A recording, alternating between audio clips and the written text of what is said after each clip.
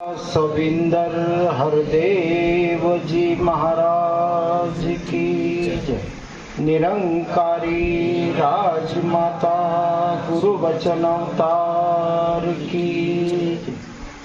परम आदरणीय सत्संग जी मोठ्या प्रेमाने बोला निरंकार जी। या सत्संग जी गुरुची अपरंपार कृपा आहे। आज या ठिकाणी सत्संग जी येण्याचा योग आणि नुसता योग नाही तर पहिल्यांदा सत्संगजी या ठिकाणी दास पोचलाय। आता सत्संगजी मनामध्ये भाव येत असेल की एवढा पुराणा महात्मा जुना महात्मा आणि पहिल्यांदा कसं काय आलाय। प्रचारक मध्ये सत्संगजी कुठं काय गडबड झाली इकडे ड्युटीच कशी लागली नाही। मनामध्ये भाव येतो सत्संगजी, कारण मन आहे। मन कसं धावल काय सांगता येत। भलेही सत्संग आम्ही ब्रह्मज्ञानी असू, ब्रह्मज्ञानी असला की सत्संग असं होत नाही की सगळं निर्मळ मन लगेच झालं, थोडा वेळ लागतो। आणि मग सत्संगाची सेवा इकडं माताजीने दिली, तुम्हा संत मायबापांचं सत्संगाची दर्शन झालं, मन गदगद झालं, आनंद झाला। आणि ह्याला प्रमाण असे सत्संगजी की धन्य आज दिन संत दर्शनाचा आणि अनंत जन्माचा शीन गेला। हे प्रमाण आहे। शीन केव्हा गेला? ज्या वेळेस संतांचं दर्शन झालं। दास सत्संगजी भलेही प्रबंध व्यवस्थेमध्ये जसं महात्मा येतात पुरंदरेजी होते इथं, तसं दास बी तिकडे भवानी पेठ एरियामध्ये प्रबंध व्यवस्थेमध्ये ठेवले। माताजीने जबाबदारी दिली खांद्यावर। आणि दास सत्संगजी नुसतं ते शेतातलं बुजगाव असल्यासारखं बाकी दुसरं करणारे करतात, फक्त नावाला आपलं। कारण सत्संगजी म्हटलंय मज पाशी काही ना शक्ती आणि निमित्त मी परी तू करशी। मी निमित्त आहे सत्संगत। आम्ही जेवढे जेवढे सत्संगजी या ठिकाणी येतोय हे सगळे निमित्त। निमित्ताचा धनी केला असे प्राणी आणि माझे माझे म्हणून वाया गेला। आणि ही समज सत्संगजी या गुरुने आम्हाला दिली। आणि मग आम्हाला कळालं की खरोखर आम्ही निमित्ताचे धनी, आमच्यामुळं काय चालत नाहीये। कारण सत्संगजी आज पुण्यातून या ठिकाणी येताना किती ट्रॅफिक आणि किती त्रास, किती काय काय होते, काय गॅरंटी नाही सत्संगजी पोहोचीन का नाही। पण एक गुरुवरती विश्वास, गुरुप्रती विश्वास आहे सत्संगजी की तू करता करविता शरण तुला भगवंता। सगळं काय ज्ञानारा तूच आहे, आणणारा तूच आहे। कारण ज्ञानच तसे मिळाले सत्संग। गाडी चालवायची म्हणलं तरी सत्संगजी मस्त वाटतं सत्संगजी आम्ही गाडी चालवत आलोय पुण्यातून इथपर्यंत, पण आणणारा दुसराच आहे सत्संग। आता तो दुसराच दाखवून दिलाय संत जनानं। जसं सत्संगजी ज्ञान घेण्याच्या आधीची अवस्था आणि ज्ञान घेतल्यानंतरची अवस्था सत्संग। आम्हाला सत्संगजी आधी नुसतं ऐकायचो आम्ही की ह्याच्याशिवाय झाडाचं पान हलत नाही। हे आजोबांनी सांगितलं असन, वडिलांनी सांगितलं असन, नंतर अजून मित्रमंडळी असतील, गावकरी असतील, कितीतरी मित्र असतील, सांगितलं की परमात्म्याशिवाय सत्संगजी झाडाचं पान हलत नाही। पण आम्ही नुसतं ऐकायचो, बघितलेलं नव्हतं। ज्यावेळेस बघितलं त्यावेळेस कळालं खरंच परमात्म्याशिवाय काही होत। कारण त्या गाडी जी स्टेअरिंग चालवणाऱ्याची जागा आहे बसायची गाडीवर, त्या गाडीवर बसायच्या आधी, त्या सीटवरती बसण्याच्या आधी कोण बसलेला आहे?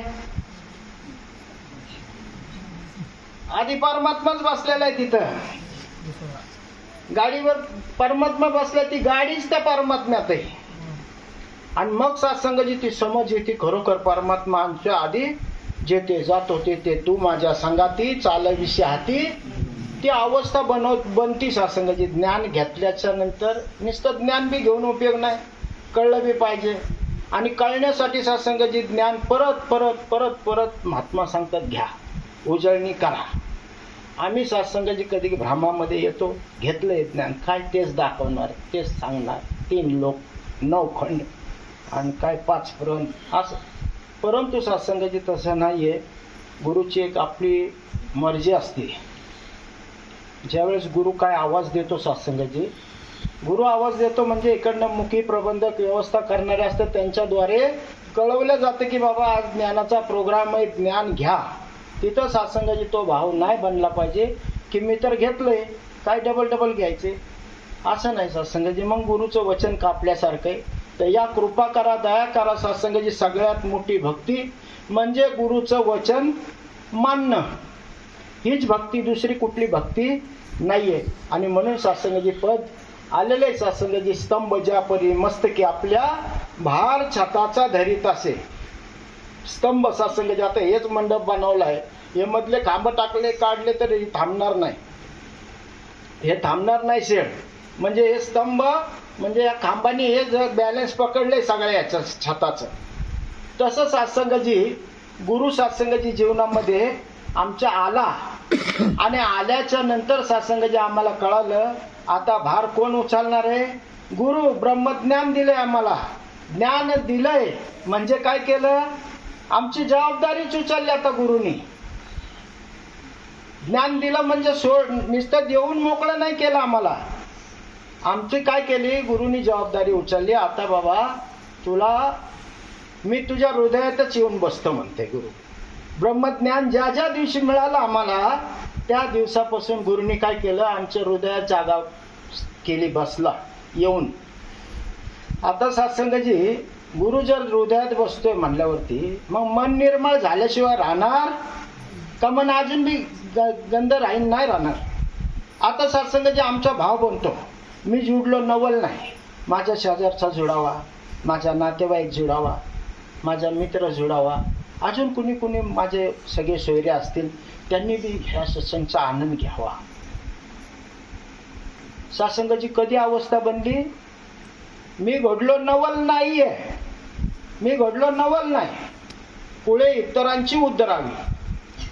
ती एक उदाहरण ऐकतो सत्संगाची. बघा महात्मा सांगतात, बाहेर असा ट्रक चालला होता हायवेला आणि तिकडं काय ते धान्य पडलं, ते साखर काय पडली त्याच्यातनं.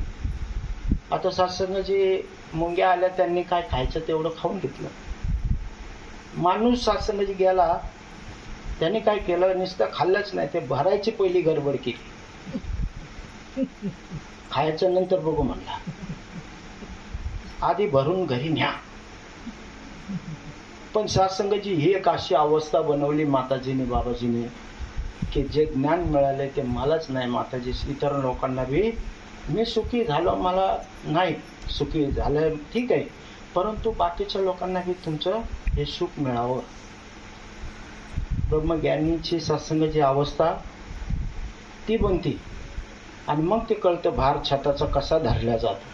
आज बघतोय सत्संगाची आम्ही पूर्ण जगामध्ये, काल मानव एकता दिवस झाला, बघितलं असं सत्संगाची बरेच लोकांनी पाहिलं, रक्तदान शिबिर बघतात, जग बघतंय सगळं, नाही असं नाही, सगळं बघतंय, डोळ्यांनी बघतंय, कानाने ऐकतंय, जग आहे सत्संग. आणि ह्या जगाचा अर्थ सत्संगाची संत सुंदर समजून सांगतात. ज म्हणजे जमव जमव जमव जमवायचं. किती जमवायचं, जमवायचं आणि मग एकदाच गमवायचं, झालं. जगमध्ये आला आणि ह्यात दोन गोष्टी केल्या, दुसरं काही नाही. म्हणून सत्संगाची, गुरु सत्संगाची सांगतोय आम्हाला, ह्या भक्तीमध्ये सत्संगाची टिकायचं असेल तर श्रद्धा पाहिजे. आणि श्रद्धा तेव्हा मिळेल सत्संगाची जोपर्यंत विश्वास पक्का नाही. आणि विश्वास सत्संगाची केव्हा पक्का होईल, जोपर्यंत बघत नाही. ज्याच्यावरती विश्वास ठेवायचा आहे ती वस्तूच बघत नाही. म्हणून आता बहिणजी मी सुंदर सांगितलं, पाहिल्या विना मन ना मानी, मानिल्या विना प्रेम नसे, प्रेमा विन भक्ती ना होई, नाव भक्तीविन धरत नसे. गुरु दाखवी, गुरु समजावी, गुरुच प्रेम खरे शिकवी, गुरु विना भक्ती करू जाता, पश्चाताप आणखी होई. जग सत्संगाची बघतोय आम्ही बी करायचो. आम्हाला ज्ञान नव्हतं. आमचे नातेवाईक असतील, कोण असतील सत्संगाला जे जोडलेले नाहीत, कोण सत्संगाची शिर्डीला जाते, कोण पंढरपूरला चाललंय, कोण बालाजीला चाललंय, अजून कितीतरी देवस्थान. आम्ही बी जायचं. का थांबलो आम्ही जायचं? आम्हाला कळालं सत्संग. आता कशाला जायचे दूर आणि इथंच पंढर. आता दूर काय जायचे? बरं, देहाला कष्ट का द्यायचे? देह आम्ही तयार केलाय का? हे देह 3.5 हाताचं शरीर सत्संगजी परमात्म्याने निर्माण केलंय, ह्याच्यावरती विश्वास आमचा पक्का आहे. मग ह्याला किती त्रास द्यायचा? याला त्रास दिला देवाला त्रास होणार. कारण सत्संगाची एखादी आई आहे, तिचा मुलगा किती खोडकर असू द्या, भांडण काढणार, पण ती आई ऐकते का? त्या मुलाचंच ऐकते. ती म्हणते नाही, माझा मुलगा चांगला आहे. तसं आपण या शरीराला त्रास दिला म्हणजे कुणाला त्रास? भगवंताला त्रास. म्हणून भगवंत सांगतात सत्संगाची, तुकाराम महाराज सुद्धा सुंदर सांगतात. तुका म्हणे केली सोपी पायवाट. ही भक्तीची पायवाट सोपी करून टाकली.